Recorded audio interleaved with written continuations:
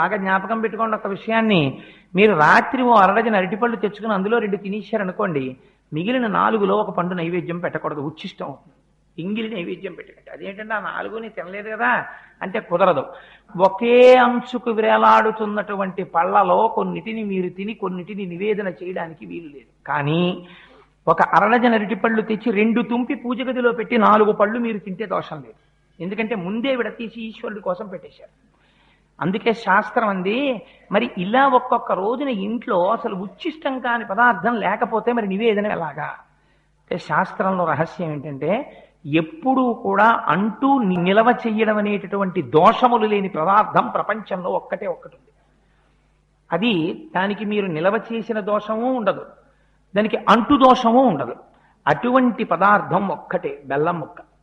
అందుకే తప్పకుండా బెల్లం ఇంట్లో ఉంచుకుంటారు. అది పరమమంగళ స్వామికి అవసర నైవేద్యం పెట్టేస్తే పొంగిపోతాడు ఆయన.